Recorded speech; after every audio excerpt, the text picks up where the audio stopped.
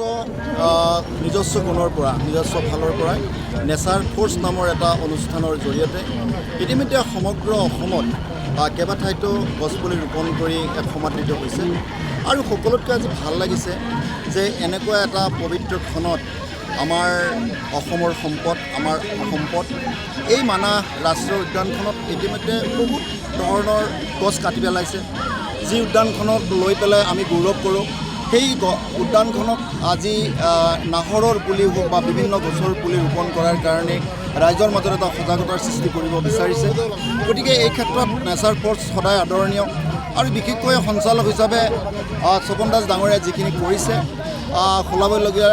যে আজি এই আগত বিহুৰ বতৰত এই বনভোজকাৰী দলসকলক তেখেতে অসমীয়াৰ স্বাভিমান এখন গামোচাৰে সন্মান যাচিবলৈ বিচাৰিছে এটিকৈ গছপুলি দিবলৈ বিচাৰিছে আৰু আমি ভাবিছোঁ যে প্ৰত্যেকে যাতে এই গছপুলিটো ৰোপণ কৰি আমাৰ অসমখনক সেউজীয়া কৰিবৰ কাৰণে চেষ্টা কৰে আৰু অকল গছটো ৰুলেই নহ'ব সংৰক্ষণ কৰিব লাগিব গতিকে আমি ইয়াৰ জৰিয়তে আটাইকে আহ্বান জনাইছোঁ যে তেখেতৰ এই যে আশাগতীয়া প্ৰচেষ্টা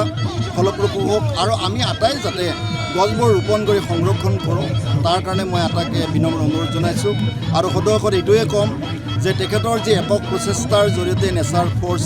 আজি অসমৰ উত্তৰ পূৰ্বাঞ্চললৈ আগবাঢ়িছে আমি বিচাৰিছোঁ যে এদিন এই অনুষ্ঠানটোৱে বিশ্বৰ দৰবাৰত প্ৰতিষ্ঠিত হওক তাৰ কামনা কৰিছোঁ এইটো মই নিজৰ সামৰ্থ্য হিচাপে মই যিখিনি পাৰিছোঁ মাহত বছৰত সপ্তাহত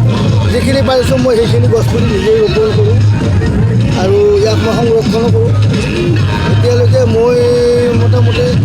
25,000ৰ ওপৰত গছপুলি ৰুই মোটামুটি 20,000মান ছাকচেছ হ'ব পাৰিছোঁ আৰু তাতে বহুত মানে অত্যাচাৰৰ বলি হোৱাৰ কাৰণে তাৰমানে এইবিলাক বস্তু মোৰ মানে গোটেইখিনি ঠিক ৰাখিব নোৱাৰোঁ এতিয়া নেচাৰ ফ'ৰ্চে কিমানখিনি আগুৱাই যাব পাৰে আপোনালোকৰ ৰাইজৰ আশীৰ্বাদ ৰাইজৰ সহায় সহযোগিতা মই সদায় বিচাৰোঁ ইয়াৰ ফালৰ পৰা মই কিমানখিনি কৃতকাৰ্য হ'ব পাৰোঁ সেইটোৱে মই ডাঙৰ কথা এতিয়া আজি মই ইয়াত মানাছত যিমান পৰ্যটক বা বনভোজ দল আহিছে তেওঁলোকক মই এখনকৈ ফুলাম গামোচা গছ পুলিৰে তেওঁলোকক মই শুভেচ্ছা জনাইছোঁ আৰু মোৰ কথা হ'ল মানাহ আমাৰ গৌৰৱ ইয়াক আপোনালোকে এনজয় কৰক ফূৰ্তি কৰক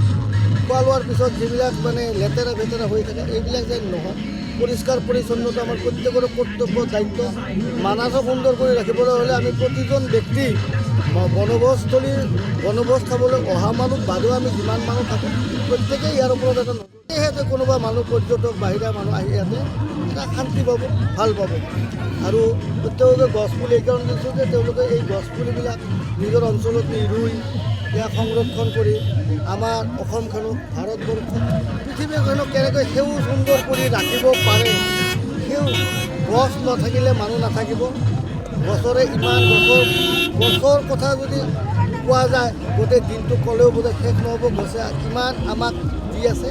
তাৰ বিনিময়ত আমি খালি গছ কেৱল কাটি আছোঁ ধ্বংস কৰি আছোঁ বন ধ্বংস আমাৰ এটা নিত্য নৈমিত্তিক কৰ্মৰ দৰে হৈ উঠিছে এতিয়া বিশেষ মই নকওঁ অতিকৈ শ্ৰদ্ধাৰ নেচাৰ ফ'ৰ্চৰ সন্মানীয় সঞ্চালক মাননীয় স্বপন দাস ডাঙৰীয়া আৰু